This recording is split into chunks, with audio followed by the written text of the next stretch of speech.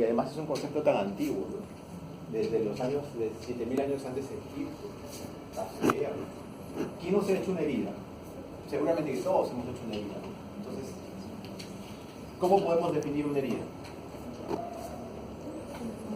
Un daño, una lesión a un pequeño, ¿no? Un daño, ¿no es cierto? Una noxa, un trauma, lo que fuere, ¿no? Que va a producir una discontinuidad de la anatomía. Y cualquiera que fuera la causa, ¿no? Va a producir que haya pérdida de continuidad. Va a haber una solución de continuidad del tejido. Nosotros vamos a ver las heridas desde diversos puntos de vista, pero lo que nos interesa son las heridas quirúrgicas, o sea, las heridas que hace el cirujano. Cuando el cirujano opera, hace una incisión y hace una herida. Y hay algunas que no son quirúrgicas, ¿no? Que son las que nos van a ocasionar problemas cuando hay trauma o alguna lesión. Hay muchas formas de dividir las heridas, ¿no? Hay distintas. Hay una que tiene en cuenta el tiempo, y eso es lo más fácil de hacer. Heridas agudas, heridas crónicas. Y esto está en razón a un tiempo. No siempre es bueno establecer un tiempo porque eso nos va a dar la posibilidad después de definir el tratamiento que vamos a hacer. Entonces, una herida, desde el punto de vista del tiempo, diremos que es aguda cuando tiene menos de 30 días y será crónica cuando tenga más de 30 días.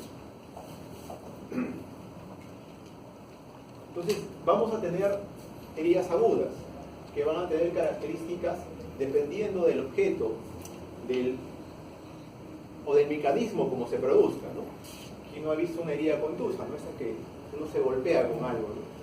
Los bordes son netos, pero tenemos una herida cortante también. Los bordes también, las contusas no tienen bordes netos, las cortantes sí. Hay contusos cortantes, hay punzadas, hay por atracción, o sea, por el mecanismo por el cual se produce la herida vamos a tener una serie de clasificaciones, pero todas estas son heridas agudas, a colgajo, abrasiva, erosiva, ¿no? Distintos tipos de heridas que las van a ver en toda vez que vayan a ver un paciente. Abrasivas, incisivas, lacerativas, punzantes. Algunas heridas no son tan simples, van a ser complejas, porque van a requerir algunos tratamientos, porque no solamente va a ser la lesión de la parte cutánea, sino va a haber compromiso de vasos, de venas, de arterias, de nervios. Entonces vamos a tener, por el mecanismo de acción, también tenemos este tipo de armas, por arma blanca, por arma de fuego, por agente químico. Son clasificaciones distintas.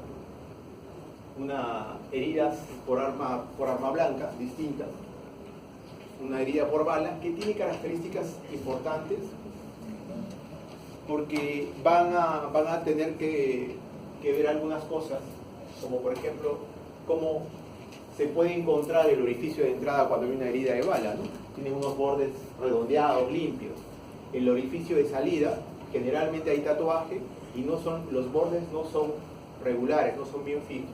Eso cuando la herida tiene se ha producido con entrada y salida, ¿no? Porque algunas veces hay heridas por arma de fuego que no tienen salida, se quedan dentro del órgano, del cuerpo.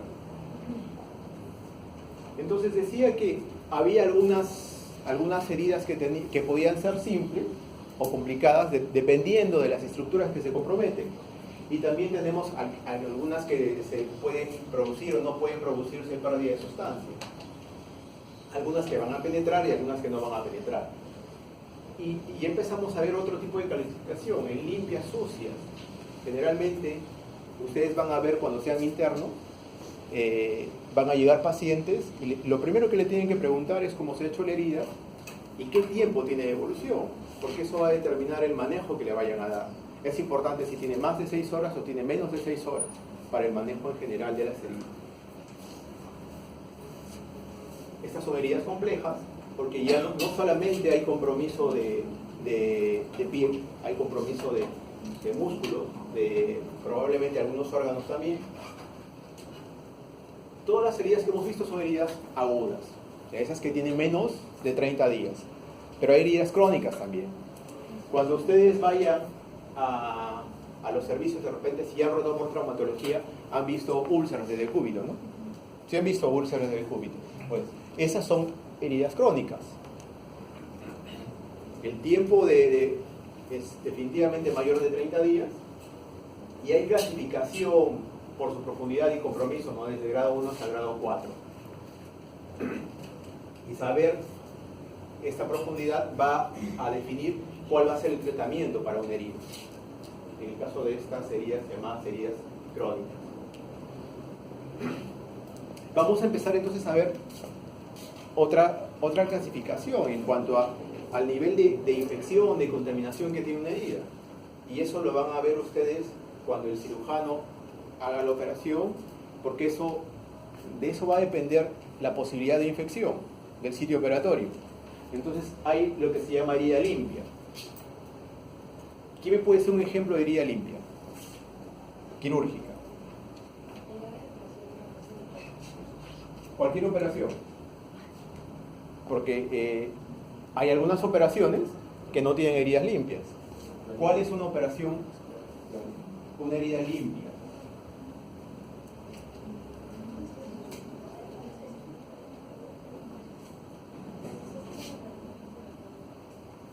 Y si es una laparotomía por una peritonitis, ¿será una herida limpia? Entonces, eso es lo que va a definir. Es importante saber cuáles son las...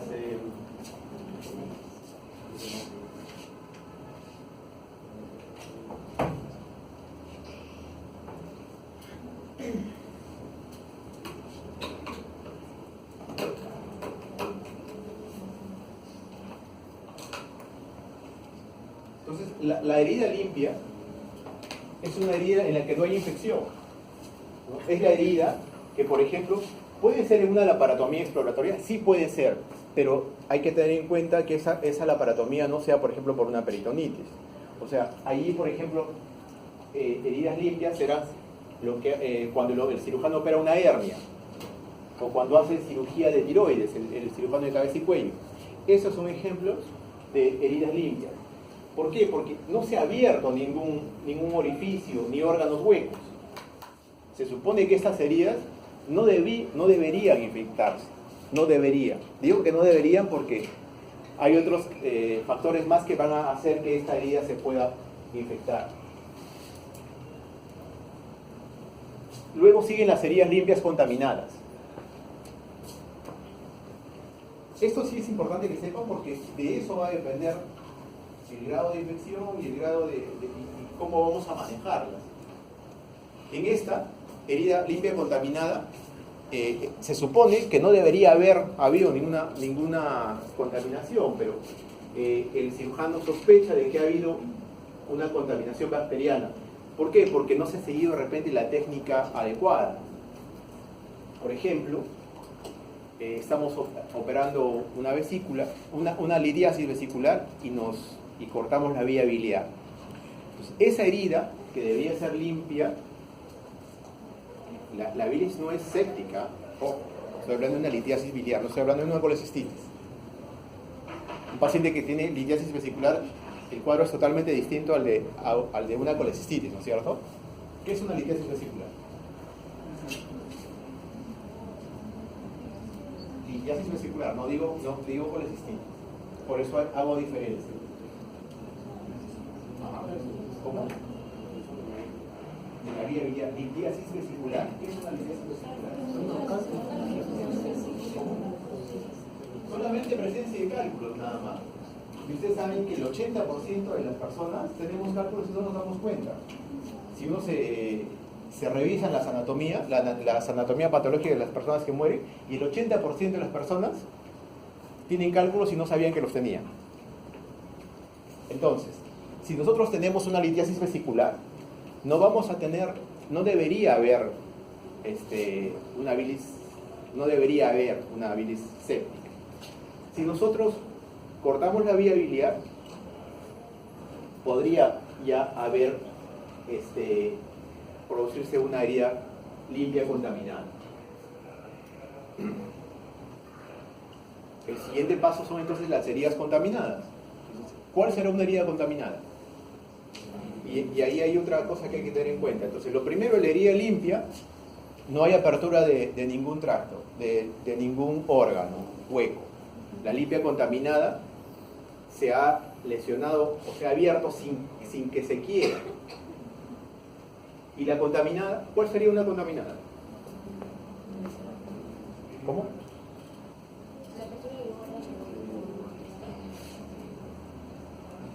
Pero esa sería una limpia contaminada, ¿no? O sea,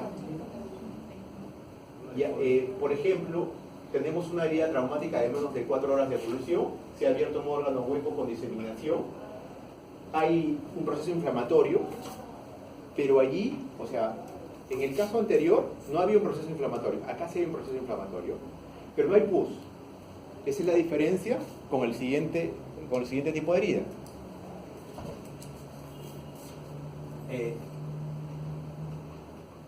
Las heridas sucias, infectadas. En estas se produce una lesión de un órgano hueco, hay un proceso inflamatorio, pero además hay pus. O sea, lo que va a hacer diferencia entre que sea una limpia contaminada y una herida sucia infectada es la presencia de pus. Y eso va a definir también el tratamiento. Cuando tenemos una herida limpia, no hay contacto, como decimos, del tubo digestivo, y no debería haber nada. No debería, el cirujano no debería hacer ni siquiera profilaxis. Pero ustedes van a ver que nosotros los cirujanos, a todos los pacientes les ponemos un antibiótico, ¿no? Nunca han visto cuando sean internos, ustedes les van a decir, antes de la operación colóquenle un antibiótico X. Y es más, utilizamos un antibiótico inadecuado. La profilaxis antibiótica tiene ciertos parámetros. Como por ejemplo, ¿cuál? ¿Qué cosa es profilaxis antibiótica?